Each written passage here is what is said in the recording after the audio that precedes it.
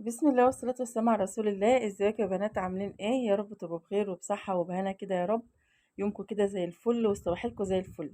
النهارده رايحين فين؟ النهارده كده هاخدكم معايا كده في لوجايه ورايحين مول الشيماء. نجيب قماش لكل الناس بقى اللي كانت عايزة تعرف مول الشيماء فين، او انا بجيب قماش منين، او الناس اللي عايزة تجيب قماش وبسعر حلو. عندنا في دمياط، هو ده اكتر مكان في دمياط بيبيع قماش بسعر الجملة، ومكان شامل يعني ما شاء الله، مكان شامل واصور لكم منه وكل حاجة. بصوا بقى، انا كنت صاحية بصراحة يعني بالضرب، لان انا كنت سهرانة بقى في الشغل وبعمل في شغل وكده، وقايمة من بدري برضه عشان اخلص اللي ورايا. طبعا مشوار زي ده تقومي بقى من بدري وتخلصي اللي وراكي وتكوني مجهزه غدا قبل ما تمشي، عشان طبعا انت هتبقي جايه اصلا خلصانه. يعني بصوا، يعني بصراحه بيبقى مشوار سخن. اللهم صل على النبي. انا حاولت ان انا اصور لكم كده في كام مواصله انا ركبتهم وما صورتش في الباقي، يعني انا تقريبا بركب 4 مواصلات من اول القريه اللي انا فيها لحد ما بروح مول الشيماء اللي هو ده. كده انا واقفه عند قصاده بالظبط. على يميني مول الحرس ايه، باب الحرس. انت رايحه كده على باب الحرس، وعلى شمالي الشهبيه، انت جايه من الشهبيه طبعا الضمايط عارفين.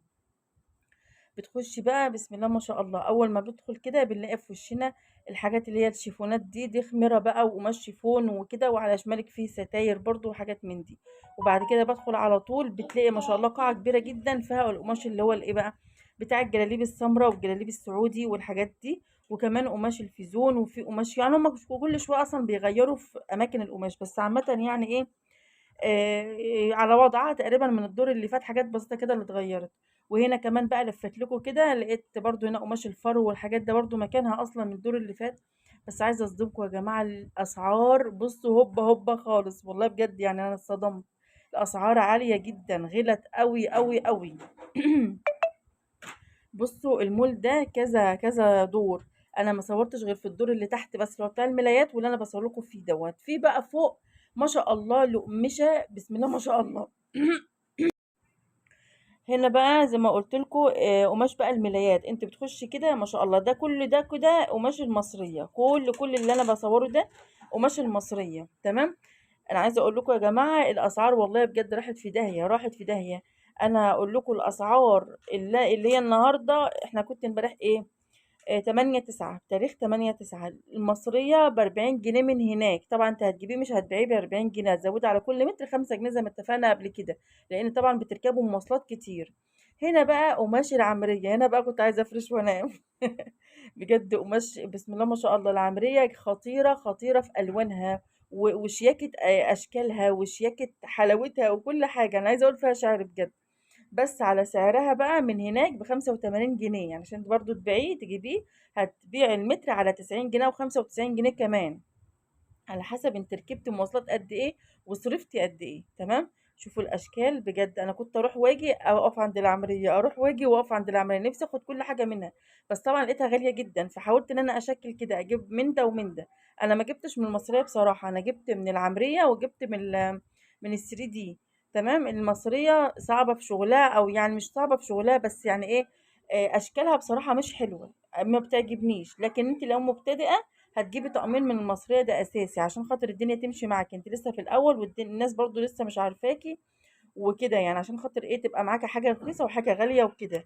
هنا بقى الركن دوت بتاع الكبرتيات. الكبرتيات عايزة أقول لكم القماش العمرية نفس النقشات كبرتيات، يعني أنا جبت إن شاء الله أوريكم بإذن الله في الفيديو أو الفيديو اللي جاي. أنا جايبة قماشة ونفس النقشة بالظبط جايباها كبرتاية، الاتنين مع بعض يبقى طقم على بعض، يعني هتعملي بقى الملاية بالكبرتاية بتاعتها، تمام. الكبرتيات المتر فيها يا جماعة ب125 جنيه، أنا آخر مرة كنت جايباها ب100 جنيه. المتر النهاردة ب125 جنيه. هنا بقى ده كل ده بقى 3D. الثري دي برضو بقى ب55، أنا كنت جايباه ب45 قبل كده آخر مرة يعني. المرة دي أنا جايباه ب55 جنيه. أهو بصوا أشكالها حلوة برضو، مفيش مانع منها، وحلوة ومعقولة وأسعارها إلى حد ما يعني شوية. بصوا أقول لكم، أي نعم الأسعار يعني كده راحت في داهية، بس عامة الغلا بيبقى عليكي وعلى الزبون. يعني انت مغصوبة، انت كده كده نفس النسبة اللي بتاخديها في المكسب، هي انت ما بتزوديهاش، فانت يعني ما بتعمليش حاجة، هي الحاجة أصلا جاية من مكانها غالية، فانت هتعملي ايه بقى. هناك بقى طلع الحاجات اللي هي اللهم صل على النبي الشتوي. جبت برضو كده مفرش ستوي برضو كده عشان خاطر نمشي الدنيا، احنا لسه في اول الشتاء يعني، فايه قلت اجيب برضو مفرش كده، يعني واحد، جبت واحد بس بصراحه. هصور لكم ان شاء الله الفيديو الجاي باذن الله. بصوا، هو ده اليوم عامه، هو بيبقى يوم متعب ويوم انا ببقى رايحه مبسوطه ان انا رايحه اجيب قماش، بس وانا راجعه بقى ببقى بصوا زي لما يكون واخده على دماغي بجد علقه. بيبقى الواحد بقى من كتر المشي وكتر الارهاق وركوب مواصلات وطالعه عربيه ونازله من العربيه ومش عارفه ايه، فبيبقى متعب جدا. شوفوا انا كنت الف الف وارجع عند العمريه وارجع اجيب من عند العمريه تاني. حلوه قوي بجد، اشكالها جميله حلوه. المفرش القطيفه، اللهم صل على النبي، ب 130 جنيه برضو من مكانه. هتحاسب الزبون على 135 جنيه او 140 جنيه، مش اكتر من كده. طبعا زائد يعني شغلك انت بقى، فاهمين؟ صلوا على النبي كده يا جماعة كده، وتشجعوا وخيطوا وهاتوا واشتغلوا، وإن شاء الله خير بإذن الله، اللي جاي أحسن بإذن الله. هنا بقى كنت خلاص راجعة، وراجعة خلصانة خالص، وراجعة بقى بالشنط. انت رايحة خفيفة، بس وانت راجعة بتبقي تقيلة قوي قوي، انت راجعة بقى بكام شنطة وكده. فركبنا بس مواصلة وما قدرناش، الشنط هتتقطع مننا، فاضطريت ان انا اخد تاكسي للأسف. طبعا انا ما برشحش ان حد ياخد تاكسي وهو ماشي او رايح او جاي، لان انت بتصرفي كده بزياده قوي، فانت كده برضو بتغلي على سعر القماش، غالي قوي. بس الشنط خلاص هتتقطع مني، انا كنت جايبه شنط وخلاص هتتقطع، مش عارفه اتحكم فيها بصراحه. هنا بقى بعد ما رجعت البيت وكنا خلاص تاني يوم، بقى كل حاجه انا حطيتها رميتها مكانها. لما تاني يوم ما قدرتش اعمل اي حاجه خالص، يا دوب اليوم ده نجهز الغدا كده ونتغدى ونقعد نستريح. خلاص عايزين نحط رجلنا في ميه وملح. المهم اللهم صل على النبي، دي بقى ايه، سريعا كده الحاجات اللي انا جبتها. اتمنى كده يكون الفيديو عجبكم ويكون اشجعتوا وعرفتوا مول الشيماء فين، وان شاء الله قريب جدا اصور لكم المكان اللي بجيب منه الكياس بتاعه التغليف. وان شاء الله نجيب بقى العلب كمان، الكرتون بتاعه التغليف برضو باذن الله. ناس كتير قوي قوي سالوني عن الكياس وحاجه التغليف وكده بجيبها منين، فان شاء الله نصورها باذن الله مع بعض قريب باذنك يا رب، من غير مقاطعه. بس ادعوا لنا كده عشان خاطر المواصلات دي بصراحه اللي بتكسلني وبتخليني مش عايزه اخرج من البيت خالص. دي كده ايه، بمسك بقى القماش كده حته حته كده. طبعا احنا اللي بيقطع لك القماش بيلفها اي كلام ومحطها في الشنطه وخلاص، فالقماش بيتكسر ومش مطلوب انه يتكسر. فاحنا ايه بقى، بنظبط الدنيا كده، وتبداي بقى ترتبي كده قماشك، وتطلعي قماشك بقى. لو حاجه مطلوبه منك سريعه طلعها الاول، لو حاجه تستنى شويه كده يعني، فاهمين؟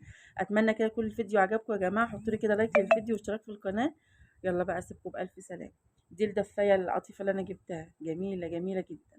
هصور لكم ان شاء الله القماش ده بالتفصيل، واقول لكم برده كل حاجه اسعارها، عشان اللي ما اتفرجش على الفيديو ده ان شاء الله تشوفوا اسعار القماش باذن الله. يلا اسيبكم بقى بالف سلام.